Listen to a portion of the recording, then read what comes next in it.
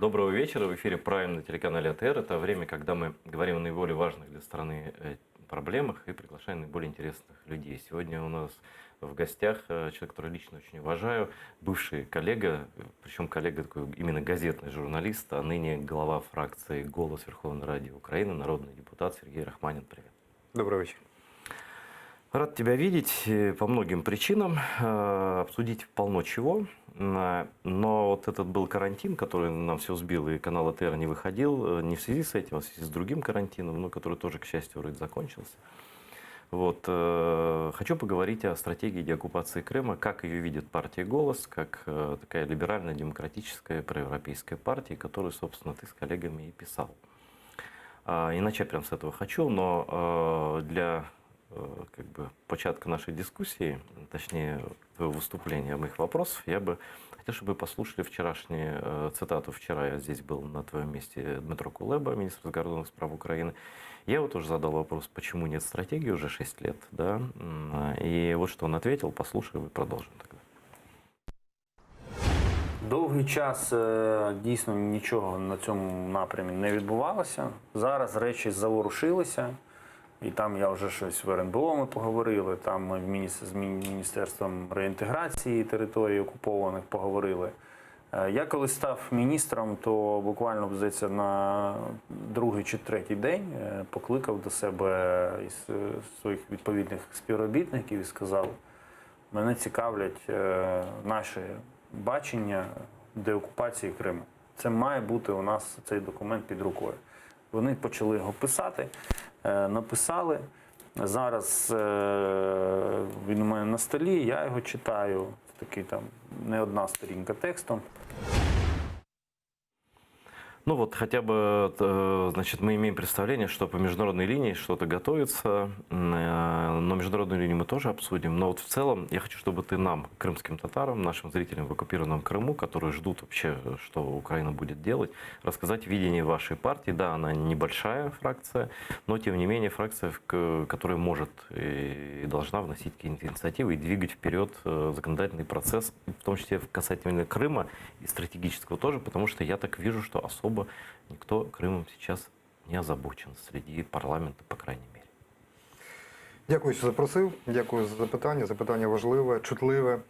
Відповідати на нього складно, але я не боюся подібних запитань, тому що, власне, стратегія холодної деокупації, план, який ми запропонували, який, на жаль, повільно, але це не від нас залежить, намагаємося втілити в життя, він, зокрема, і містить частину щодо Криму. У нас так сталося історично, що останнім часом, переважно коли йдеться про питання деокупації і реінтеграції, всі мають на увазі, перш за все, в Донбас. Тому що існує нормандський мінський формат, який це обговорює, існує тристороння контактна група, є певні домовленості. І вважається, що питання деокупації і реінтеграції Донбасу, воно простіше. Крим виноситься за дужки.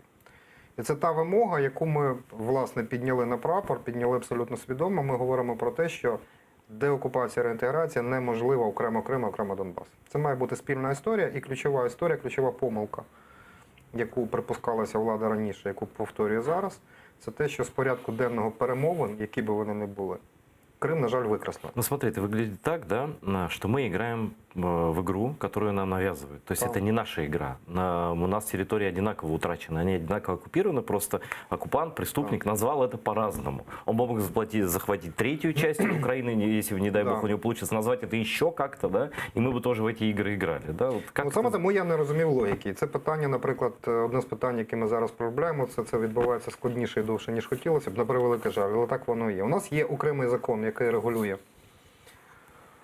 питання, які стосуються окупованого Донбасу, і окремо закон, який стосується окупованого Криму. Оце питання, яке я завжди ставив ще коли був журналістом. З моєї точки зору, це має бути єдиний закон про окуповані території, в якому має бути уніфікований підхід до розв'язання цих питань. І всі правові, юридичні, всі умовно-економічні питання, які там є, вони мають бути врегульовані належним чином. Тому ми ставили це за вимогу, і зараз ми це дуже складна робота, ми зараз зводимо докупи наші зауваження і пропозиції. От ми, власне, взяли базовий закон 1-2, акумулювали наші пропозиції, зараз робимо спробу, я ж кажу ще раз, що вона рухається, на превеликий жаль, повільніше, ніж нам хотілося, але через об'єктивні причини нам просто бракує людей, які б могли б там кинути все і займатися тільки цим. Зараз ми працюємо от якраз на законопроекти на проокуповані території, який б врегулював і питання Криму, і питання Донбасу в одному А законопроекті. насколько вероятно принятие такого закона? Или вы пишете это, Це чтобы долбить вот Це эту найскладніша стену? історія поки що, але лупайте цю скалу, як закликав український класик. Якщо її не лупати, то нічого не відбудеться. І тому ми будемо, звісно, намагатися переконати наших колег по парламенту в тому, щоб вони підтримали цю ініціативу, щоб принаймні вони долучалися до цієї роботи, але для цього потрібно напрацювати законопроект. Звісно, якщо він буде повністю спотворений, то це для нас це неприйнятно, але менше з тим, коли буде якась база, якийсь фундамент, підмурок, з яким можна працювати, це вже буде простіше. Але робота надзвичайно складна, і вона, щиро кажу відверто, що вона складніша, ніж я думав. Другий етап, другий момент, ну там трохи простіше, тому що тут ми вже фактично на фінішному відрізку. Це законопроект про корінні народи, який ми сподіваємося будемо вносити вже найближчим часом. От. Там трохи простіше. Давай подробніше. Трохи вот об простіше, этом. тому Да. що я не можу вдаватися в подробиці, тому що робота не завершена. Коли ця робота буде завершена, це буде готовий варіант, вже погоджений. Я думаю, що ми обговоримо деталі, але ми співпрацюємо в тому числі із депутатами з інших фракцій, зокрема з фракції Європейська Солідарність, ну, зокрема ми в контакті з Мустафою Джемілєвим, і я думаю, що ми вийдемо на якийсь погоджений варіант, який можна буде пробувати. Я завжди так обережно кажу, тому що життя складніше, ніж хотілося б, пробувати переконати наших колег в тому, що цей законопроект необхідний. Чому він необхідний з моєї точки зору? Тому що, по-перше, це відновлення історичної справедливості, бо, як відомо, кримські татари – це єдиний корінний народ в Україні, тобто народ, який не має своєї батьківщини поза Кримом, як відомо. І узаконити права кримських татар, мені здається, що це відновлення історичної справедливості, направду, можливо, це припущення, бо історія умовного способу не сприймає в принципі. Якби подібний закон був ухвалений раніше, якби подібна норма існувала в вітчизняному законодавстві, можливо, ми б уникли частини тих проблем, які, на превеликий жаль, у нас виникли 6 років тому під час брутальної агресії, окупації, а потім анексії Кримського півострова. Смотри, вот ты вот в эту тему погрузился, ты прекрасно знаешь разницу в терминологии, нюансы, меньшинство национальное, коренной народ Украины и так далее. Я вот сколько живу в Украине, 5 лет, столько слышу вот это. Если мы законодательно закрепим права крымских татар, то будут требовать того же самого венгры, ну там называют все окрестные страны, национальные меньшинства, которые... батьківщину свою. Вот почему, вот что это Різниця за... між етносом і корінним народом якраз полягає в тому, що корінний народ – це народ, який не має державності, умовно кажучи. Да, там, Ну, то есть мы все тут, и у нас Да. нет самоопределения в составе других стран. Я не бачу тут жодних загроз. Я думаю, що насправді тут більше упереджень і забобонів. Ну, З вот как с моєї этим точки бороться? зору. Вот, Сергей, расскажи мне, сколько раз объяснять вот это? Переконувати це всё? дуже важко, це дуже складно. Ну, знаєш, я от, з власного досвіду. Документ, який ми підготували в партії «Голос», фракція «Голос», це не тільки мій особистий труд, це не тільки моя праця. Над цим працювали переважно більше членів фракції активно, а бодай опосередковано працювали всі члени фракції над цим планом. А план, ми відкриті до дискусії. Ми кілька разів пояснювали, тлумачували, але я чесно тобі скажу, я втомився, чесно, я навіть не сподівався, що мені доведеться так часто пояснювати речі на перший погляд очевидні. Ну, тебе дважды в 24. Ну, такие. не зовсім так, там 3 на 3 буде 9, це трохи складніше, ніж 2 плюс 2 – 4, але ну, це треба пояснювати, втлумачувати. Це складно, марудно, але це речі, які необхідно робити. Ну, просто, знаешь, вот я живу, и иногда я слушаю вот этих людей, смотрю на ток-шоу всякие, смотрю и думаю, господи, с какого года ты вообще, чувак? То есть мне начинают рассказывать вот эти вот вещи, потом начинают говорить, что до того доходит, что крымские татары – это какие-то пришлые люди, и что, значит, а в Крыму есть еще болгары.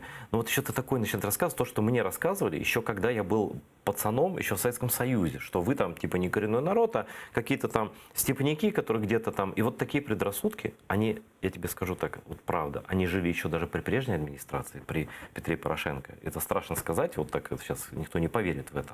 Вот. И, наверное, живут и при нынешней у кого-то в головах. И знаешь, что мне еще говорили? Что, значит, ну, понятно, крымских татар же нельзя поддерживать, они же сепаратисты, они же хотят жить в Турции. И у меня на это вообще нечего сказать. Я отвечаю, знаешь, как я говорю, ну вот вы откуда? Там, я из Львова, из Галичины. Я говорю, ну вы же хотите жить в России, правда? Он такой смотрит на меня, говорит, нет, не хочу. Я говорю, а почему? Язык похожий. Чего же не вместе жить-то? Говорит, ну вот и мы не турки просто, да, но это тоже приходится объяснять. Это тоже советский миф, который, кстати, вкачали в советскую пропаганду еще, ну, при Сталині, грубо говоря. Знаєш, треба набиратися терпіння. Є речі, які, на превеликий жаль, не можна долати інакше, як переконанням і переконуванням. Це речі не тотожні, але і те має право на існування, коли йдеться про те, що треба довести якусь завдання до логічного завершення. З упередженнями треба боротися. І насправді мені здається, що ми трохи згаяли часу з тим, що питання Криму у нас, на превеликий жаль, зникло з порядку денного. І це ще одна вимога, яку висуває партія «Голос», на чому я особисто наполягав і в розмовах з представниками влади, від яких залежить ухвалення рішень, про те, що необхідно використовувати будь-яку дипломатичну можливість, а такі можливості є, хоча це дуже складно, щоб повертати Крим в питання перемовного процесу. Відповідь на кшталт «Росія не хоче це обговорювати» – так, це правда. Але це не означає, що не треба шукати можливості повернути в питання Криму в порядок денний переговорного процесу. Кінець кінцем ми нам так довго втлумачували, що Мінський процес не має альтернативи, що певна частина людей свято в це увірувала. А Мінський процес теж він не впав з неба, правильно? Він теж почався як майданчик під час перемовин. А ніхто не заважає Україні створити новий майданчик, залучити туди інших партнерів. І при всій втомі від українського питання, яке насправді існує в наших західних партнерів, як прийнято говорити, це не означає, що не треба лупатись у скалу і намагатися повернути Крим в перемовний процес. Щоб навіть натяку, щоб навіть підозри на те, що Крим може бути розмінною монетою, завдячуючи якій буде повернений Донбас, це питання взагалі не має права на існування. І чим довше буде замовчуватися питання Криму, тим більше буде спекуляція на цю тему. Ну вот у нас еще много по всяким крымским вопросам тут и цитат, которые я хотел, чтобы ты прокомментировал. Но я хочу такой вопрос задать очень прямой и конкретный. Помнишь вот эти закидоны еще до карантинные про воду в Крым? Пам'ятаю, звісно. Смотри, там дошло до того, что даже новый премьер, только вступив в должность, это сказал. Да, до конечно. этого говорил глава фракции «Слуга народа» Арахамия, а чому бы не дать воду. До речі, це ж ми йому поставили це питання, і він дивним чином на нього спіймався. Да? Ну, понимаешь, вот у меня такое ощущение, что в этой крымской воде все плывут в непонятном направлении. Слава богу, потом, когда все это было уже сказано и возмутились многие люди, в том числе и вы, там, и мы, там, и так далее, значит, представительство президента в Крыму, ну, то есть официальная структура вертикали офиса президента сказала, что до деоккупации воды не будет. Да?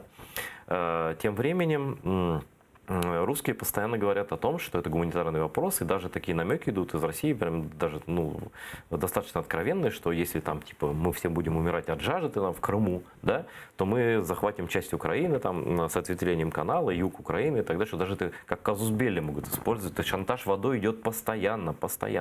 Скажи, почему, вот с твоей точки зрения, как политического аналитика, не только как депутата, почему этот вопрос такой важный, почему они все время впихивают в украинскую повестку дня, и почему они все время шантажируют? Действительно ли так все на этом сошлось? Ну, тут все, на жаль, чи на щастя, все дуже просто.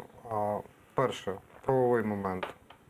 Правовий момент полягає в тому, що ніхто в здоровому глузді не буде сперечатися з тезою, що Росія є агресором окупантом.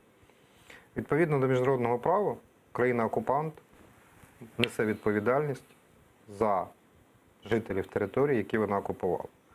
Байдуже, визнає це Росія чи не визнає? Це перший момент, правовий. Моральний аспект. Для нас він дуже важливий. А кримські татари, які мешкають на окупованих територіях, вони абсолютно чітко заявили, це неодноразово артикулювалося, що вони готові потерпіти, але вони вважають, що зрадою. Хоча вони теж потерпають від відсутності води. Це другий момент. Третій момент – політичний.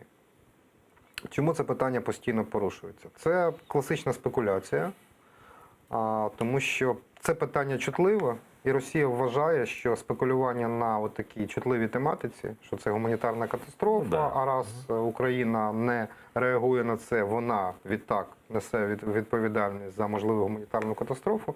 І вони грають на цих настроях. І є певна частина людей, які готові піддаватися цій грі. І останній момент, він суто інтриганський, якщо хочеш. Він такий, знаєш, Яким чином? оборудковий. А Росія завжди діє за принципом, вона пропонує якісь кроки, ми не ведемось, вона пропонує наступні. Будь-яка пропозиція від Росії – це пастка. Щойно ти потрапляєш, тобі пропонують нову. Це як з розведенням в зоні проведення операцій Об'єднаних Сил. Нам запропонували розведення, ми погодились. Після цього вони кажуть, ну бачите, всі задоволені, давайте далі. І якщо спочатку говорили ні, давайте все, от на цьому обмежимось, а далі від вас мають бути якісь зверні кроки. Кажуть, чому? Ну ви ж зробили це, робіть наступний Слушай, крок. да они даже этим недовольны. І Недавно вони, і це фактично, якщо раніше офіційні особи України впиралися, казали ні, то зараз вже починають лунати там від в ряди-годи якісь певні люди кажуть, ні, ну давайте ще в одній Ты знаешь, что ты, может, не слышал, разведем, но и это не есть критично. такой террорист-пасечник, который буквально накануне годовщины, накануне присухи президента Зеленского сказал, что нас вообще не устраивает, что Украина нас обстреливает, но они эту легенду, что мы сами их обстреливаем, значит, понятно, что это ответный огонь на их провокации. Мы можем отодвинуть линию фронта от своих нынешних границ, когда и где захотим. Это они прямо так, ну понятно, что какой-то пасечник, он ничего этого сам не может выдумать. Это Кремль в чистом виде. Вчера Дмитро Кулеба подтвердил, что он даже знает, кто в Москве это писал, этот ультиматум, что мы сейчас вообще нарушим даже эти договоренности. То есть присутствует постоянный прессинг, шантаж, Ні, ну, нас є давят, постійний давят, тиск, вони давят. вони роблять. Це дуже складно, це дуже важко. Просто логіка дуже проста. Будь-яка історична аналогія, звісно, кульгає. Якщо ми запозичуємо досвід будь-який, то зрозуміло, що кожна конкретна ситуація, вона унікальна по-своєму, але весь політичний досвід, геополітичний досвід підтверджує, що будь-яка країна, а з нею її поважають вороги і з нею рахуються партнери тільки тоді, коли вона відстоює власну національну точку зору. Щойно вона піддається або тиску ворога, або пропозиціям наполегливих партнерів, вона з умовного навіть суб'єкта перетворюється в об'єкт. Її не враховують. Її не враховують її точку зору, вона нікому не цікава, і про неї домовляються без неї. Що почасти, на жаль, вже зараз відбувається, і хотілося, щоб люди, від яких залежить доля України, схаменулися і згадали про те, що є український порядок денний. І що будь-який крок, навіть обговорення будь-якого кроку в перемовинах з Росією, яка, як би не існував нормандський формат, чи мінський, чи будь-який інший, вона залишається ворогом, агресором і окупантом. Відповідно, будь-що, будь-яка обіцянка, теоретична навіть, відбувається тільки з одного моменту. Навіть в мінських домовленостях, які ми критикуємо абсолютно обґрунтовано і справедливо, навіть там записано, що все, що відбувається в цьому дивному документі, який називається Мінським протоколом, відбувається після всеохоплюючого припинення вогню. Давайте почнемо хоча б з цього. Нагадайте мені, будь ласка, коли востаннє президент цієї країни, байдуже Порошенко чи Зеленський, казав, є документ, ми не визнаємо його юридичного значення. Але є цей документ і окей, ми намагаємося його дотриматись. Що там написано спершу? Після всеохоплюючого, всеосяжного, повного припинення вогню, а далі за текстом. По всему фронту. Де це припинення вогню? Нигде. Я думаю, что этого не будет І никогда. тому я думаю, я впевнений, що будь-які домовленості, теоретично, на будь-яку тему, обговорення будь-чого, я не кажу виконання, навіть обговорення, має бути тільки після того, як хоча б 6 місяців Росія не буде стріляти. Якщо вона не зробить цього, я зараз буду говорити про те, як цього можна домогтися. Якщо вона цього не робить, давайте, це дуже простий тест. Росія обіцяє те і те. Вона виведе війська, каже вона. Да? Це не наше, але там окей, їх ми і їх нет, виведемо. Да. Ми не готові вам віддавати кордон, але окей, ми можемо говорити про моніторинг кордону. Ми готові обговорювати спостережну місію чи там миротворчу місію. Ми не готові вводити, але готові обговорювати. Але спочатку давайте, не спочатку давайте. Якщо вони не виконують ключову вимогу, не припиняють стріляти, це означає, що будь-яку іншу вимогу вони теж не виконують. Це означає, що ми граємо з шулером. Що це для нас означає? Це означає поставити хрест на Мінських угодах. То есть вообще от них отказаться? вони не мають жодного юридичного сенсу. Б, вони не працюють. В, вони ніколи не будуть працювати. Не йдеться про те, що от ми виходимо і кажемо, все, мінські угоди від сьогодні не працюють. Йдеться про те, що ці угоди підлягають ревізії, а на ревізію Росія не Ну, погоджується. то есть это Це такой означає, що ми кажемо, вони не працюють. Вибачте, ми чесно, умовно кажучи, намагалися їх виконати. Чесно, їх виконати неможливо, бо це насправді призведе до, Ну, конечно, до смотри, втрати вот території. речь Ми идет... починаємо з чистого аркуша. Хорошо, есть, помнишь, Зеленский говорил про план Б? Він і зараз про нього Да, каже, но тільки вот на цьому не знаю, этот чому план полягає. Б, он, наверное, предусматривает то, что вот, ну извините, но вы недоговороспособны. Что Я дальше? щиро плекаю надію, що у президента Зеленського є план Б, що цей план Б передбачає таку позицію. Тому що я мав змогу говорити з президентом Зеленським на цю тему. Я особисто вручив йому наш план деокупації. У мене була можливість донести точку зору партії і зміст цього плану до президента Вот Зеленського. этот по Крыму, Так. ты имеешь в виду? Мгм. І по Криму, і по Донбасу. Донбасс. Ага. Він, як би хто не ставився до президента Зеленського, він людина обрана президентом на всенародних виборах, він є Верховним головнокомандувачем, головою Ради національної безпеки, гарантом територіальної цілісності України. Подобається це комусь, не подобається. Критикуємо ми йому, Що він погоджуємося з сказав? ним. Він має ухвалити рішення.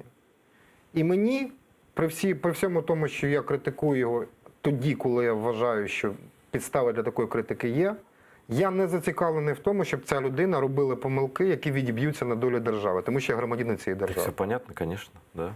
Но хорошо, то есть эти стратегии, президент с ними ознакомлен. Так, я це можу стверджувати. А його реакція мені невідома.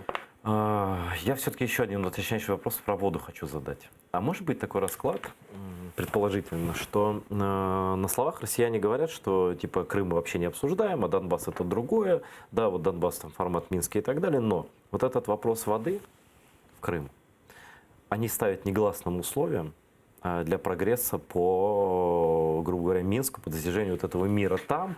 И из-за этого, из-за того, что воды им сказали, что не дадут, но они продолжают давить и тут через общественное мнение, нанимают тут людей, я это все вижу, чтобы они закидывали постоянно в общественное мнение, что все-таки пока и вот эти угрозы активизации боевых действий на Донбассе и так далее со стороны этих марионеток якобы, да, что это все часть одного плана, додавить Украину, все-таки дать воду, и только после этого Минский процесс типа будет разблокирован. Может быть такое? Ну, чутки про це поширюються давно. Наскільки вони відповідають дійсності, я не знаю, тому що я не залучений до ухвалення подібних рішень і точно не залучений до ведення цих перемовин. Припустити, що така спроба з боку Росії є, я можу. Наскільки готова до неї українська влада державна, я не знаю, сподіваюся, що ні. Тому що я, повертаючись до того, що казав перед цим, це пастка. Я вже не кажу, не буду там оперувати зараз, кидатись словами, які страшно не люблю. Там зрада. Я не люблю дискусії в форматі зрада-перемога. У нас, не втомлюсь повторювати, у нас практично не було, дякувати Богові, великих зрад поки що. І, на жаль, не було великих перемог. У нас були дрібненькі зради, дрібні, на жаль, перемоги. Вони були. Це очевидно і будуть ще. Великих у нас поки що не було. Але з точки зору політичної це буде величезна помилка. Тому що це пастка, тоді шансів знову повернути в порядок денний питання Криму у нас не буде. Вот тоже вчера разговаривали именно про Крым в порядку денному. И, значит, Зеленскому задали вопрос, кстати говоря, вопрос про Крым. Единственная пресс-конференция задала наш ведущая, вот она до меня была в эфире, Гульсум Харилова. Она успела это просто выкрикнуть в конце уже, давайте поговорим про Крым. Президент сказал, давайте поговорим про Крым. До этого сколько там часов это шло? Ни один журналист, Серега, ни один журналист вообще слово Крым в принципе не вспомнил на протяжении всей пресс-конференции. Совсем. И он сказал про вот эту идею создать новую площадку для обсуждения Крыма. И вчера я такой же вопрос поставил здесь. Нет, про площадку мы отдельно поговорим. Это именно почему зникає з порядку денного українських ЗМІ. Ось що Кулеба відповів. Давай послухаємо і прокоментуємо. Це велика проблема українського суспільства і української журналістики.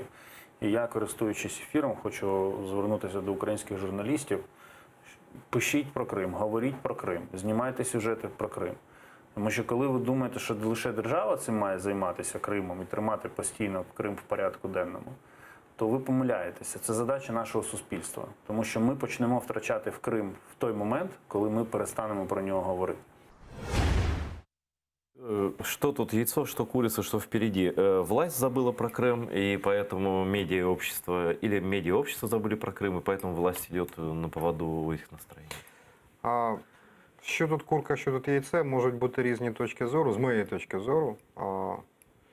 Насправді, ініціатива має виходити з держави, від держави.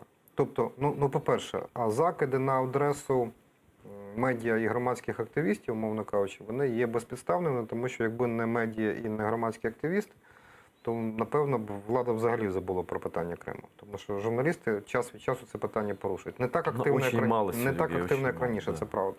Але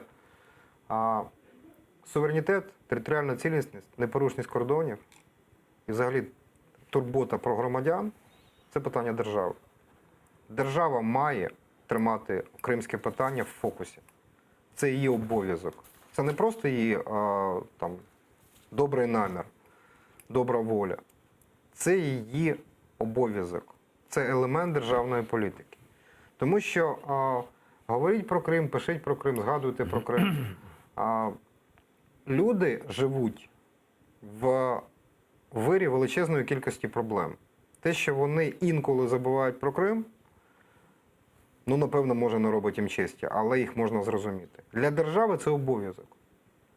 Нагадувати про Крим, добиватися повернення Криму, турбуватися про громадян своєї країни, які змушені жити на окупованих територіях. Це її обов'язок. Трудно не согласиться, да. Хочу насчет переговорной площадки по Крыму, о которой в ответ на вопрос Гурсим Халиловой президент сказал. И Дмитро Кулеба вчера прокомментировал тоже, что он думает про эту международную площадку для Крыма. Давайте послушаем и прокомментируем. Ничего не слышно. Звук дайте, студию. І внести його на розгляд президента. Інше питання, що можна формат придумати, але ще треба залучити в нього потрібних учасників. Ми маємо розуміти, що будь-який формат щодо Криму, переговорний формат щодо Криму, такий от спеціалізований, така платформа не буде включати Росію, тому що вона просто відмовиться брати в ній участь. Что ты думаешь, насколько это реально, как это можно сделать и готовы ли мы к этому? Це насправді дуже складно, об'єктивно. Про те, що необхідно розглядати можливість створення нового майданчику для того, щоб повернути Крим в порядок денний. Ми про це говорили ще на початку цього року, вже у вигляді сформульованої пропозиції. Шкода, що з невідомих нам причин президент пристав на цю пропозицію або подав її свою тільки зараз, тому що у нас була конкретна пропозиція, ми озвучували це ще наприкінці минулого року, а на початку цього це було елементом, власне, один з елементів стратегії холодної окупації, де ми говорили, що треба повернути Крим в порядок денний. Якщо, добре, учасники тристоронньої контактної групи стверджують, що порядок денний і формат тристоронньої групи не передбачав обговорення кримського питання, ніхто не заважає Україні ініціювати питання створення нового майданчику, де буде обговорюватись Крим. Відмовляється Росія. Добре, хай Росія відмовляється. Но есть великие державы, которые вообще меморандум Будапештський. Ніхто не заперечує таку можливість і ніхто не може зобов'язати Україну, точніше заборонити Україні порушувати це питання. Тобто це діло в даному випадку гаранта внешньої політики президента України. В чому величезна проблема, на превеликий жаль, дуже часто української влади і, на жаль, чинна влада не є винятком. Найбільша проблема влади останнім часом була відсутність системності. У нас політика відбувається такими ривками, фрагментами, такими, знаєте, уламками. От тут зробили. Будь-який елемент політики передбачає наявність іншого елементу. Якщо немає системи, якщо немає, мовно кажучи, погляду в майбутнє, і цілої низки дій, обставин, фактів, кроків, то воно все не рухається. Про що йдеться? Недостатньо просто Для того, щоб повернути Крим, недостатньо просто повернути це на перемовний майданчик. Треба робити інші кроки. Ну, наприклад, як я вже казав, треба, і я вважаю, що це і не тільки я, це точка зору не тільки моя. Треба відновити історичну справедливість, треба ухвалити, узаконити права кримських татар і корінних народів. Тому що це важливий меседж для людей, які є патріотами України, проживають на окупованих. Треба робити іншу історію, наприклад, і це теж є відображено. Найкращий спосіб переконати тих, хто вагається, підкреслюю, тих, хто вагається. Є люди, у яких є переконання, правдиві чи оманливі. А є люди, які вагаються. Найкращий спосіб переконати тих, хто вагається, показати якісну різницю. Повернення Криму відбуватиметься не тільки зміною законодавчої бази, не тільки дипломатичним тиском, не тільки підсиленням військової потуги. Без цього взагалі нічого не відбувається. Будь-який дипломат не може бути впевненим в собі, якщо за його спиною не стоїть добре вишколений, навчений, озброєний вояк. А ще й такою простою, з точки зору ідеї, так, але складної виконання питання як економічний розвиток. Для того, щоб показати очевидну різницю, ми маємо вкладатися, мається на увазі українська держава, в розвиток прилеглих до окупованих територій, перш за все, наприклад, Херсонської області. Ми маємо, і це відображено, до речі, в нашому плані, ці території, які прилеглі до тимчасово окупованих, вони мають отримати певні преференції. Там треба створювати додаткові робочі місця. Да, там. Ну, як варіант, хоча є багато противників, тому що в нас але мають бути якісь преференції. Вони мають певні пільги, преференції, якісь додаткові умови обставини для того, щоб там розвивалося все більше і краще.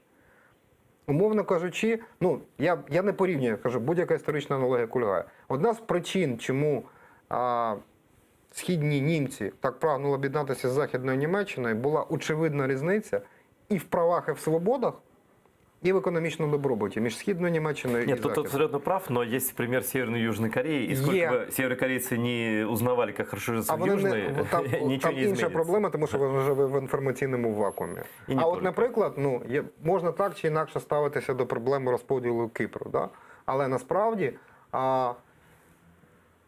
розуміння того, що об'єднавшись, можна зробити, можна стати знову об'єднавшись, можна стати економічно більш потужною державою, економічно підкреслюю, воно дозволило принаймні на якомусь етапі поновити перемовний процес, який взагалі перервався. Он идет сейчас, да. Все-таки там І лучше, тому чем было, но... ці речі, от саме інколи є питання, коли економіка може вплинути на політику. Она может, но все-таки, на мой взгляд, это не решающее. Ще раз кажу, Да. політика – річ системна. Ну да. Тільки розвиваючи Херсонську область, ми Крим не повернемо. Але це один з елементів, які... Просто, знаешь, есть другой левый уклон в РСДРП, как говорится, когда говорят, что а как мы вернем оккупированные территории Крыма и Донбасса? А мы должны показать, что у нас жить хорошо. И что они сами вернутся. Это говорят люди при памяти, при должностях. Самі не вернуться. Ну, конечно, не вернуться. Тут Оккупант есть оккупант. Але питання в тому, що якщо є момент привабливості, пам'ятаєш, що я починав свій спіч? Для тих, хто вагається, Да, я понял. для тих, хто сумнівається. Да, но даже мы в любом случае вернем эти территории, но лучше их вернуть с людьми, которые верят в Украину больше, Безумовно. чем... Да. Безумовно. Не только, безусловно, Але как чим крымские довше татары, триває це, там, тим складніше достукатися до цих людей. І це ще один момент, тому що інформаційна політика щодо окупованих територій провалена. Ее просто нет. Давайте честно скажем, ее просто нет. Вона провалена. Я напомню нашим зрителям телеканала АТР, с чего я начал, что Сергей Рахманин и фракция «Голос» Верховной Ради Украины, в которую входит, кстати, Рустем Умеров, крымский татарин, наш с вами соотечественник, эти люди разработали стратегию деоккупации Крыма, по-моему, последней или предпоследней, но очень важной, такой базовой главой которой является создание крымско-татарской автономии в складе Украины, о чем мы говорили и говорим все эти годы, как гарантии возвращения Крыма, коренного народа, и сильные международные аргументы, аргументы в пользу для людей, которые терпят оккупацию, надежды и опоры в своей борьбе. И вот мы задали тут вопрос, значит, депутату от фракции «Слуга народа», то есть мы же с разными разговариваем людьми, такой Василь Макан, по поводу, найдутся ли голоса за конституционные изменения, это раздел Конституции, описывающий состояние РК, что такое РК. Вот, собственно, там описательная часть, собственно, в ней должны изменения, там, названия, там, основания создания, там, права коренного народа и так далее. Вот что ответил там на вопрос о возможности принятия такого решения Верховной Рады народный депутат, повторю, Василий Маканов, фракция «Слуга народа». Послушаем и продолжим. Внесення змін до Конституції, які можуть дати правові інструменти по деокупації Криму, по міжнародних судах, по відновленню історичної справедливості. Це внесення змін до Конституції стосовно національно-територіальної автономії. І я думаю, що в цьому напрямку також треба рухатись. Це вже все-таки спільна робота президента і Верховної Ради. Чому спільна робота? Тому що я є прихильником, наприклад, коли такі речі досить такі серйозні і доленосні для нашої держави, все-таки мали би ініціюватися з боку глави держави. Як вона тільки з'явиться у парламенті, я впевнений в тому, що 226 голосів вона назбирає точно. А далі ще питання активної адвокаційної кампанії, тому що 300 голосів завжди у парламенті збирати складно. Хоча я вважаю, що тут мали би об'єднатися всі проукраїнські і державні сили. Добавлю чуть-чуть, еще мы один секунд посмотрим, потом общий комментарий у тебя прошу. Значит, все правильно сказала, просто можно подписаться под словами народного депутата «Слуги народа».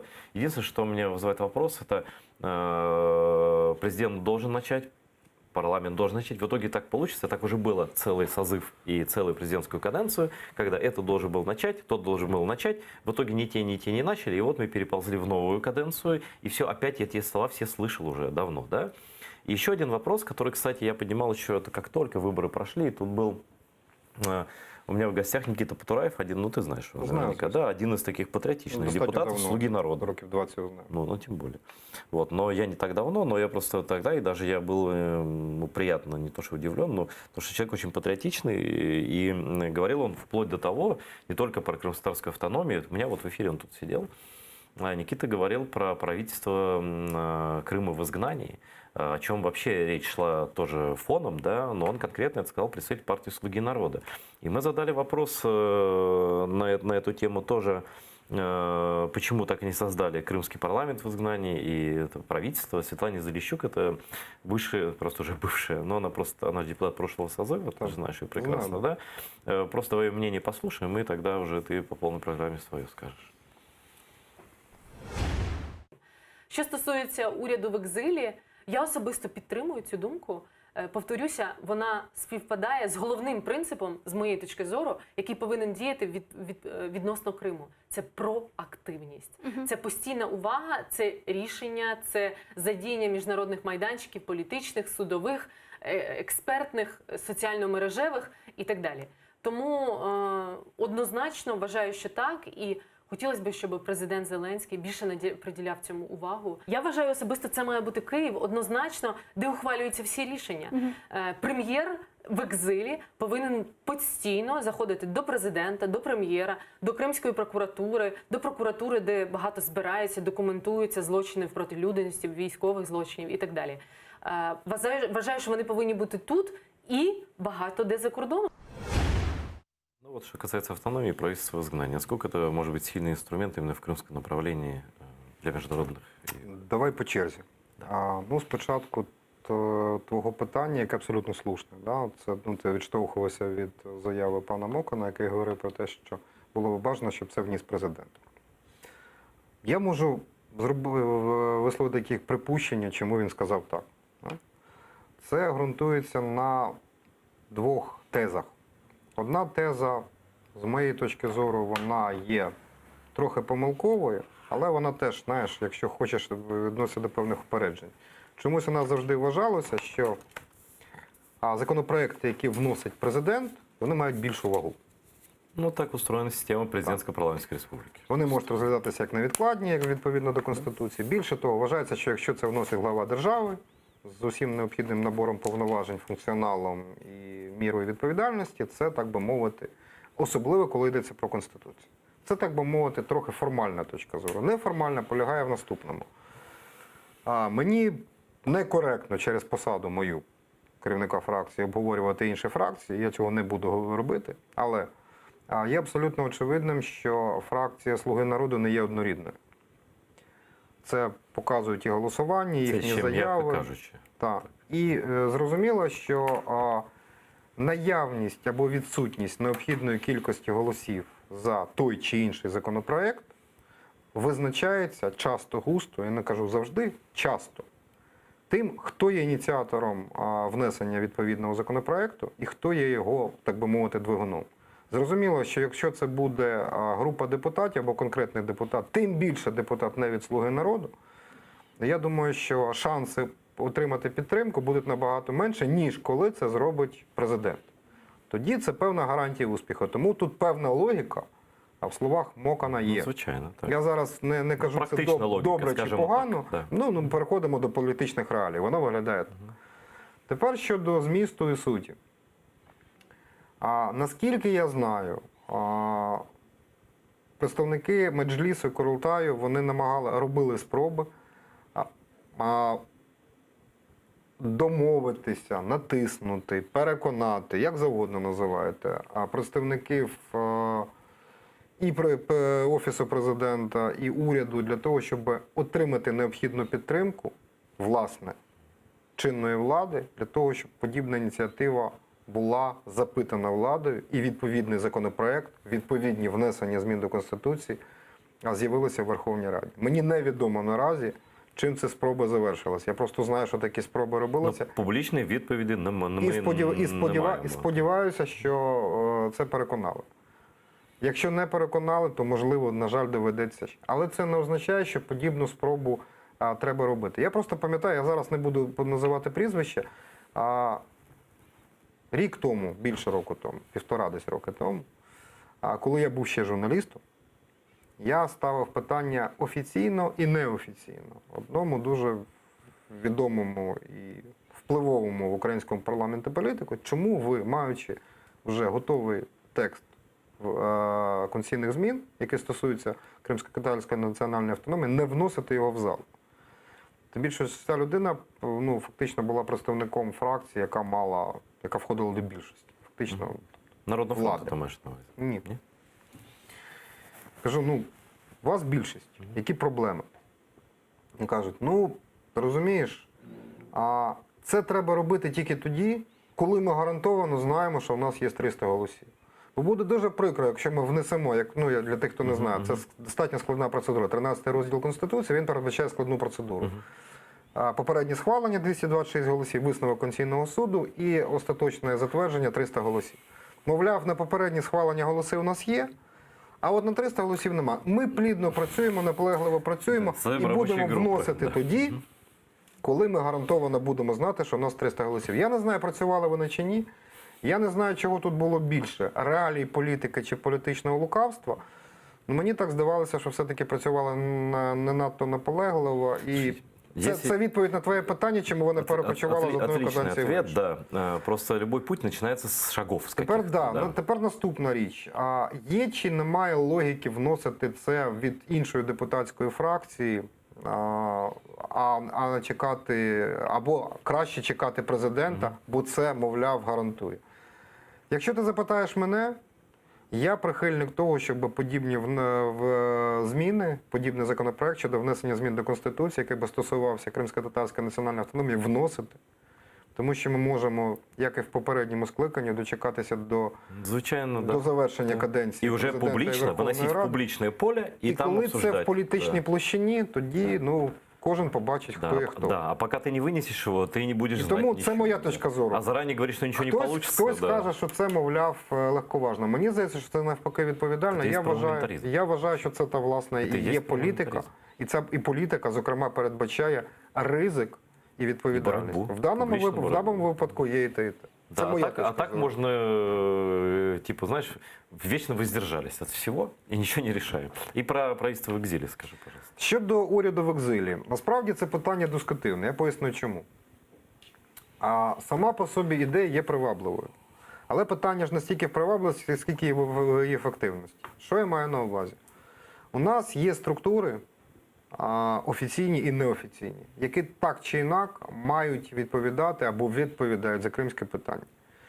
І я поки що не бачу 100% віддачі від цих структур з одного боку, а з іншого боку належного рівня комунікації і координації дій між, наприклад, урядом і Офісом президента і цими структурами.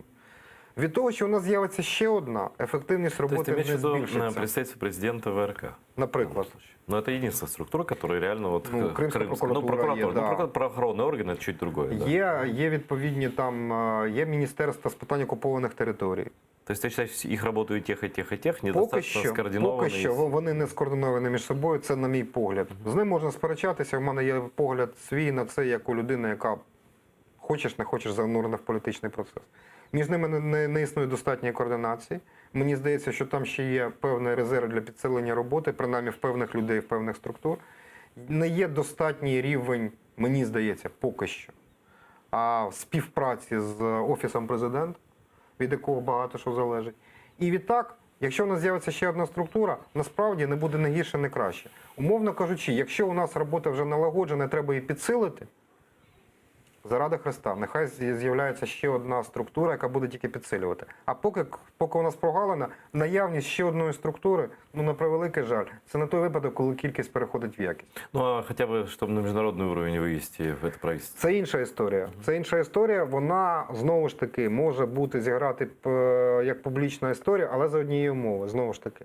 Ця історія спрацює, якщо до просування адвокації подібної ідеї буде долучення Міністерства закордонних справ. Якщо такої співпраці не буде, це знову ж таки буде ще одна історія, яка, на превеликий жаль, ну, буде... Ну, я больше скажу, не только Министерство иностранных дел, но и першу чергу. президент. В Но першу это чергу. президент же источник внешней политики в Украине. Це правда? безумовно, але є інструменти. І ці інструменти називаються Міністерство інформаційної політики і Міністерство закордонних справ. Так. Без співпраці з ними, без розуміння того, що це потрібно, і вони готові долучатися до такої роботи, на жаль, це буде ще один проєкт, який не спрацює. Можливо, ти будеш сперечатися зі мною, але я за те, щоб все, що працювало прагматично і ефективно. Я не буду с тобой спорить, потому что фейки нам надоели. Честно, любые фейки надоели. Просто вот здесь уже, да. А вот просто чуть личный.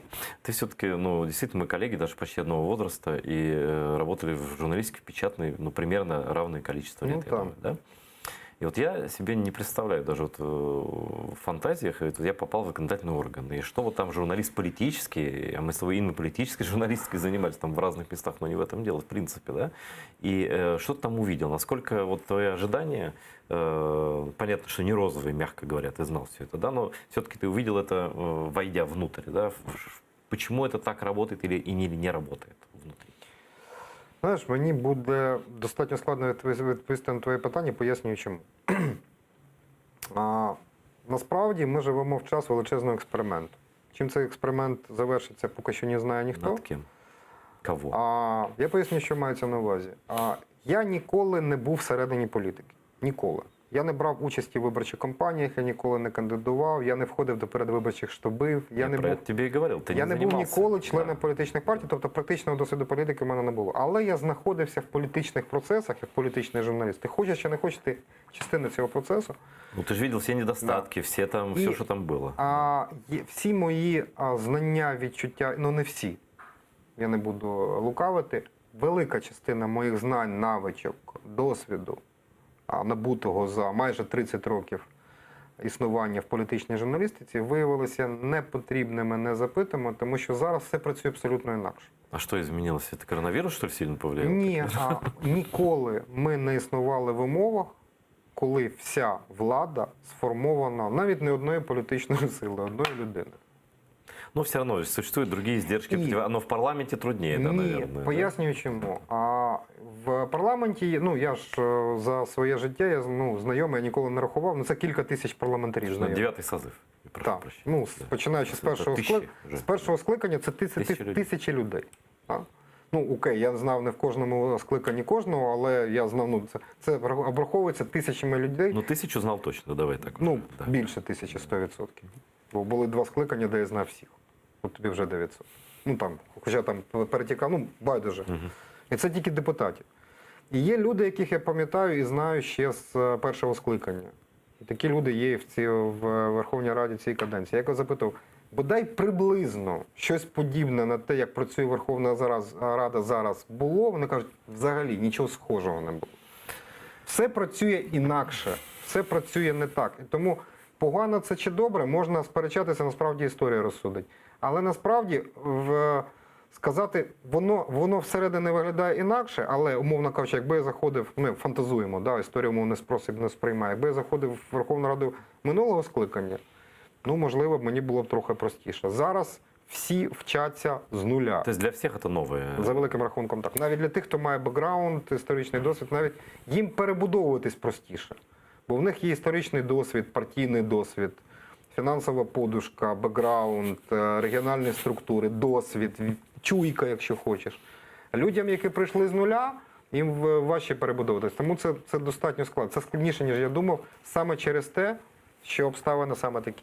Смотри, я хочу один пример привести. Вот говорят, монобільшість, президент, ты же сам сказал, может невідкладний закон, Ну, це його право есть конституційне, право, да, и он им даже пользуется, Він и регулярно часто, ним это же користується, турборежим да. и так далее. И вот мне просто рассказали пример, который говорит о том, что даже в таких условиях, вроде монобольшинства, и ты говоришь, что такого не было никогда в парламенте, что вся власть вот в одного человека, в одной фракции и так далее. Вот внесли закон, который наша пресса окрестила как закон о двойном гражданстве. Он должен был рассматриваться на той неделе, но его, как вот сообщают СМИ, его перенесли аж на осень. Это Стефанчук, кажется, сказал, и Разумков, что перенесли Так, на осень. його да. перенесли, я не знаю не коли, але так, його відклали в довгу шухляду, наскільки довго час покаже. Смотри, суть-то в чем? Суть в том, что это название попсовое про двойное гражданство. Я даже про это говорить не хочу, потому что это вопрос действительно дискуссионный, сложный и так далее. Да? Хотя, на мой взгляд, у нас все равно же латентное двойное, тройное и четверное гражданство иснует. Да? Просто, Украина может не признавать других гражданств. Это ее право абсолютно. Да? Но есть какие-то закон на самом деле называется по-другому. Про внесення змін до деяких законів України щодо питань громадянства. Так. И там далеко не только про двойное гражданство, а, например, про набуття громадянства Украины. Есть такой пункт. И он касается, внимания, людей, которые воевали и даже и воюют сейчас за Украину, которые по разным причинам, либо у них корень украинский, они получили здесь гражданство по происхождению, да, ну вот как я получил, потому что я крымский татарин, у меня бабушка с территории Украины. Ну, бабуся, дедуся, ты знаешь, вот этот закон о громадянстве, да, прямой. Либо сам человек родился, потом уехал, вернулся, либо он не рождался в Украине, у него нет родственников, но он воевал за Украину. И таким образом президент Зеленский, кстати, вот прям в первые дни своей каденции, он подписал указ многим людям, фронтовикам, которые имели гражданство России, дал украинское гражданство. Теперь что происходит? Я этого совершенно не знал. Вот такая история, оказывается. Значит, есть в этом там много изменений всяких, про все не будем. Есть там один пункт, в который известно, что Россия никогда не дает людям выйти из своего гражданства. Это их принципиальная позиция, потому что так им проще преследовать людей, выдавая их за своих граждан и в розыск объявляя их военным преступниками, там, если ты воевал за ЗСУ, в ЗСУ там, и так далее. Да, они этого никогда не делают специально. Но в украинском законодательстве есть пункт, что ты должен эту бумажку принести, чтобы стать полноправным гражданином. Ты уже стал гражданином, но чтобы ID-карту получить, ты должен справку принести из России. Но Россия таких справок не выдает. Тем более людям, кто воевал за Украину, кто преследуем там, и так далее, и так далее. Они просто от этого кайфуют, да, что они могут вот так вот все действовать. А украинское государство вот на данный момент, и вот там есть такая поправка, пункт 2 там в какой-то статье, и вот тут пункты А, Б, В, Г и Д, они касаются как раз перечисленных категорий граждан. Закон-то внесли целиком, и там и про двойное гражданство тоже. Это вызвало там, президент не захотел его перенесли, там, не захотел вот этой дискуссии сейчас, видимо, на фоне коронавируса и всего остального про двойное гражданство, знаешь, да, что это такой вопрос. Но вот это, там, сотни людей, а может и больше, я просто не знаю количество людей, которые просто, получив гражданство, даже от президента Зеленского, не могут стать полноправным гражданами Украины. И вот этот кусок даже, можно ли его вычленить и принять отдельно эту поправку? Не все сразу, это можно обсуждать 5 лет про двойное гражданство, будут обсуждать, Дивись, як мінімум. По-перше, закон зворотньої сили немає. Ті люди, які вже отримали українське громадянство, вони не зобов'язані ніяких довідок. Да, но там есть дата 18-го года, от которой считается, что нужна вот эта справка. Це не може бути, це порушення Конституції, кількох статей Конституції, зокрема той, що закон не має зворотньої сили, крім випадків, коли він пом'якшує або Я полегшує. тебе рассказываю историю. Юлия Толопа, ветеран АТО, которая получила гражданство значит, от президента Зеленского за особые заслуги перед Украиной. Она имеет временное удостоверение гражданина, и пока она не принесет разрешение, что Россия скажет, что это не наша гражданка, она не получит ID-карту. И, соответственно, все остальное. Да? И вот тебе простой пример, і таких людей много. Ну, якщо по тимчасове посвідчення, воно не є поки що повноцінною громадянкою, там є нюанс. Є нюанс, вот именно он связан с тем, что нужно Якщо эту так, бумажку. то, Да. А я думаю, що це насправді дуже складне питання, яке потребує розумного розв'язання. Є обставина, яка унеможливлює Так. людиною отримання українського громадянства. Відповідно, треба зробити так, щоб цю процедуру полегшити. Но здесь есть вот эта процедура, она описана. Декларативный отказ, то есть человек пишет заявление, отказ от гражданства, но он не будет просить на коленях у Путина, дай мне эту бумажку. Да? Он внутри Украины отказывается от российского гражданства. Это прописано, но это не принято, потому что это все в целом в законе. Вот можно ли эту часть ради таких людей вычленить и принять Ніхто не отдельно? заважає, а процедура ухвалення змін до законів, вона передбачає будь-яку кількість правок Ну, в будь-який час. Це не означає, що обов'язково це можна виокремити, зробити окремим законопроектом, внести зміни доповнення.